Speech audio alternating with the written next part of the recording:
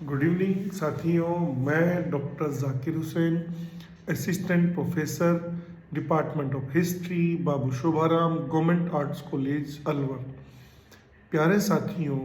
यदि हम school system की बात करें तो अभी वहाँ बोर्ड परीक्षाएं अपने अंतिम फेज से गुजर रही हैं, और यदि स्कूल के सेशन की बात करें तो वो भी लगभग अपने अंतिम पायदान पर है। और नए सेशन की या तो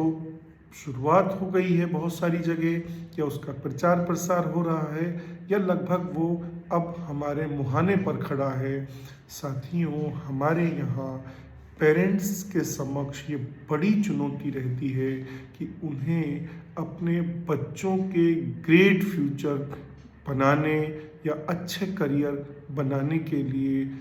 किन स्कूलों में या किस स्कूल में एडमिशन करवाया जाए। साथियों, एजुकेशन से जुड़े एक्सपर्ट्स का ये कहना रहा है कि बच्चों के करियर पर स्कूल के ज़माने की एजुकेशन या तालीम का बहुत बड़ा इम्पैक्ट रहा है या रहता है। साथियों, यूँ तो स्टूडेंट्स ने जब जागो जब सवेरे की तरह, यानी जब उन्होंने अच्छे एफर्ट शुरू किए तब भी उन्होंने अपने रिजल्ट्स दिए हैं संसार में। लेकिन सामान्यतः अगर हम लोग बात करें तो स्कूल का बहुत बड़ा इम्पैक्ट रहता है स्कूलिंग का। साथियों, ये भी ध्यान रखेंगे कि जो अवेयर और जो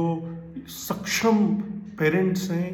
वो तो बहुत सारे सोर्स से, बहुत सारी गाइडेंस से अच्छे स्कूल से जुड़ पाते हैं। लेकिन जो ट्रेडिशनली गांव देहात के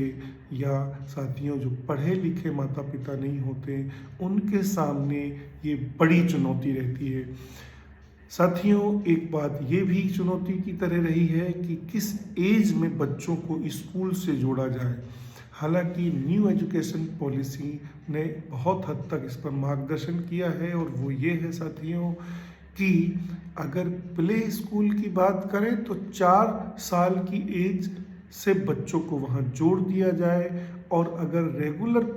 स्कूलिंग की बात करें तो फिर 5 और 6 के बीच से साथियों स्कूल से बच्चों को जोड़ देना चाहिए। साथियों, मेरा आप पेरेंट्स से, आप साथियों से ये हम्बल रिक्वेस्ट है कि भले ही एक्सपर्ट्स के गाइडेंस से, भले ही अच्छे टीचर्स के गाइडेंस से, अपने से बड़ों के गाइडेंस से हमें ये काम करना पड़े, लेकिन एडमिशन से पहले भावुक होने की बजाय स्कूल की सारी गतिविधियों यानी टोटलिटी में उसकी पिछली क्वालिटीज़ कैसी रही हैं, वहाँ टीचर्स किस स्टैंडर्ड के हैं, और वहाँ बच्चों के जो ऑल राउंड डेवलपमेंट साथियों जो हो सकता है उसके लिए वहाँ कैसी पॉसिबिलिटीज़ हैं, उनका इंफ्रास्ट्रक्चर कैसा है साथियों, उन सब पैरामीटर्स को समझने की कोशिश करनी चाहिए। बल्कि मेरा तो आपसे ये भी आग्रह है या रिक्वेस्ट है कि हमें अपने बच्चों के स्ट्रॉन्ग मुस्तकबिल के लिए, चाहे अपना गांव, अपना देहात, अपना इलाका भी छोड़ना पड़े या वहाँ से माइग्रेट करना पड़े साथियों, लेकिन बच्चों के महान करियर के लिए, अच्छे करियर के लिए हमें कोई समझौता नहीं करना है। क्योंकि अगर अब जो ज़माना है साथियों, इन ज़मानों में यदि कोई आगे बढ़ने का कोई सबसे शॉर्टकट या सबसे जो मान्यता प्राप्त मार्ग है वो तालीम है, यानी एजुकेशन है, तो फिर और वैसे भी साथियों जिस तरह के स्किल्स की आज बात की जा रही है, या जिस तरह का आज डिजिटलाइजेशन, टेक्नोलॉजी ये सब बढ़ रही है, तो ये मान लिया जाए कि अगर आगे के ज़मानों में करियर की अपॉर्चुनिटीज़ मिलेंगी तो फिर स्किल्ड लेबर बनना ही पड़ेगा साथियों। मेरा आपसे, पेरेंट्स से और साथियों से ये भी आग्रह है कि इंग्लिश मीडियम के नाम से आज बहुत सारे स्कूल्स एक बाज़ारवाद का खतरनाक खेल खेल रहे हैं, जबकि साथियों वहाँ जो फैकल्टीज़ का जब लोगों ने रिसर्च किया तो वो फिर हिंदी बोलने में भी ठीक से सक्षम नहीं मिले। साथियों, हम लोग मीडियम कोई सा भी चूज करें ये कोई बड़ी चीज़ नहीं है, लेकिन चूंकि इंग्लिश जो लैंग्वेज है उसको गेटवे ऑफ ग्लोबल नॉलेज या लिंग्वा फ्रैंका के रूप में दुनिया में मान्यता मिली हुई है, यानी वो दुनिया की संपर्क भाषा है। हमें अपनी मादरी ज़बान बहुत अच्छे से आनी चाहिए, लेकिन प्यारे साथियों, इंग्लिश से अब अछूते नहीं रहें, ऐसा हम प्रयास करें। इसीलिए हमें ध्यान है कि राजस्थान सरकार भी, गवर्नमेंट ऑफ इंडिया भी इस पर प्रयास कर रही है कि हमारे बच्चे इस ग्लोबल लैंग्वेज से जुड़ें। तो फिर हम जिस स्कूल से साथियों जुड़ें, वहाँ पढ़ाई का जो निज़ाम है, जो पैटर्न है, वो बहुत स्ट्रॉन्ग होना चाहिए। और यदि हमें कोई प्राइवेट सेक्टर के स्कूल नहीं मिले अच्छे, तो फिर गवर्नमेंट सेक्टर के स्कूल से हम जुड़ सकते हैं, नो प्रॉब्लम, क्योंकि सरकार के बहुत अच्छे प्रयास साथियों अभी हो रहे हैं। बहुत सारे सरकार ने रेजिडेंशियल स्कूल भी खोले हैं, और अगर मैं SC ST माइनॉरिटीज़ के लिए बात करूं तो उनके लिए बहुत सारे हॉस्टल्स भी हैं। साथियों, हम बिल्कुल हेजिटेट नहीं रहें, हम बिल्कुल इमोशनल नहीं हो रहें। अपने बच्चों की तालीम या एजुकेशन या उनके करियर के साथ कोई समझौता नहीं करें साथियों। ये टोटली ग्लोबलाइजेशन का ज़माना है, यहाँ करियर की अपार पॉसिबिलिटीज़ हैं और हमें ट्रेडिशनल नहीं सोचना है। मैं एक और आपको बात बताता रहता हूँ, मैं अब भी ये बताऊँगा आपको कि हम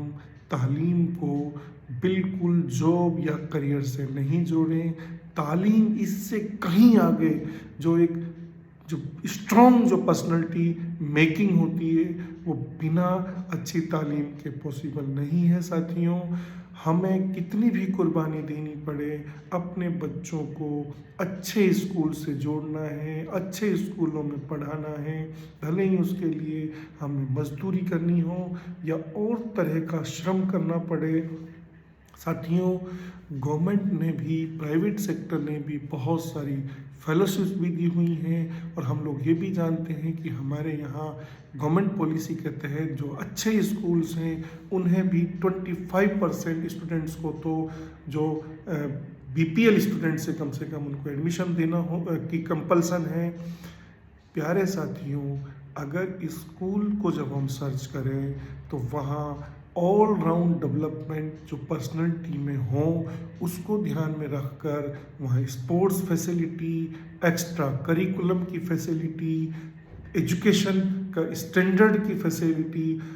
इन सबको देख कर ही एडमिशन लें। और प्यारे पेरेंट्स, प्यारे साथियों, मेरी आपसे as a teacher, as a student ये भी हम्बल रिक्वेस्ट है कि ये मान लिया जाए कि जो बच्चों की तालीम है उन पर स्कूल का इम्पैक्ट 50% ही होगा। यानी ऐसा माना जाता है कि घर और स्कूल के कॉम्बिनेशन से ही बच्चों को अच्छी एजुकेशन मिलती है। यानी हम अपने घरों में ये सुधार करें, ये कोशिश करें इस तरह के एफर्ट्स करने की कि बच्चों को जो हमारे साथ उनका टाइम गुजरता है, हम उस समय भी अच्छे अवेयर पेरेंट्स या अच्छे अवेयर